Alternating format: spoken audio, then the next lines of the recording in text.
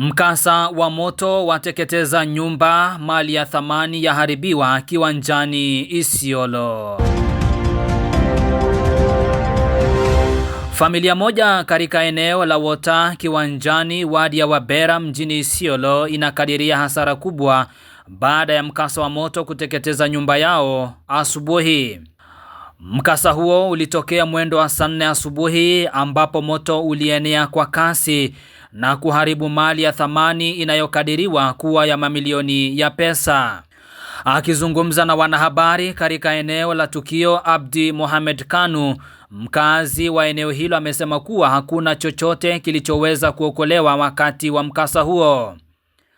Ameongeza kuwa stakabadhi zote muhimu za familia hiyo ziliteketea ndani ya nyumba. Hii moto imetuanzia around saa 3 saa 4 hivi. Na moto kwanza ilianza na hii nyumba ambayo ni nyumba ya shemeji yangu, na imeleta hasara kubwa sana. Kila kitu imechomeka ambayo iko ndani ya nyumba. Vyombo, ma certificate, ma documents zote zile ziko kwa nyumba zote, hakuna kitu zimebaki. Lakini tunashukuru Mwenyezi Mungu, watoto wametoka, baba ametoka, mama ametoka ambapo walikuwa ndani. Hiyo ni shukrani kwa Mwenyezi Mungu.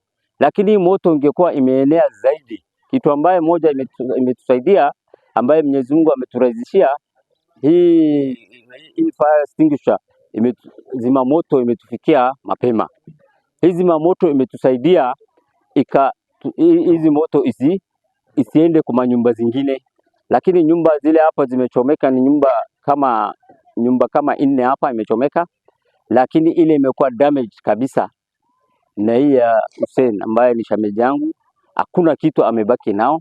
Kwa upande wake, mwenyekiti wa mtaa wa Wota Peter Lamasan ametoa wito kwa serikali ya gatuzi la Isiolo kuzingatia kununua gari jingine la zimamoto ili kuhakikisha msaada unawafikia wakazi kwa haraka pindi mikasa ya moto inapozuka. Naomba serikali atafute zimamoto kama ni 2, akuwa at least anakuwa na fire 2 ambayo akiitwa mara moja wote akikuja anaweza kusaidiana na kusima moto haraka. Tosha tafute gari ambayo iko na tanki kubwa. Hii tanki ni ndogo sana. Hakuna mahali ambao unaweza kusema unaweza enda mara moja uchote maji akuwa maji yamekatika. Kwa hivyo akileta gari kubwa ni mzuri sana. Kwa hivyo tunaomba serikali atusaidie na kitu kama hiyo. Naye Fatuma Isaac ambaye ni jirani wa familia iliyoathirika amesema kuwa kwa bahati nzuri hakuna aliyepoteza maisha kufuatia mkasa huo. Amehimiza serikali ya kaunti, wahisani pamoja na majirani kushirikiana katika kutoa msaada kwa familia zilizoathirika. Mimi naishi hapa nyuma ya Wota. Mimi ni jirani ya hapa. Kwa hivyo hii shida vile imetokea sisi hatukuwa tumejua, lakini tumekuta moto ni mingi. Watu hawajaumia, watoto hawajaumia, lakini vitu yote imeumia.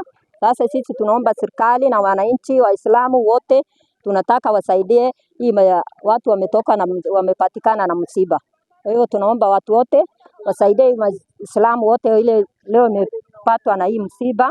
Kwa hivyo tunaomba serikali na raia wa Isiolo wasaidie hii family, wamepata msiba kubwa sana.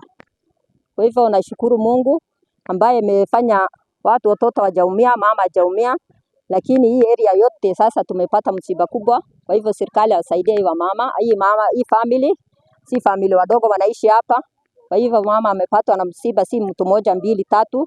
Hadi kufikia sasa chanzo cha moto huo bado hakijabainika.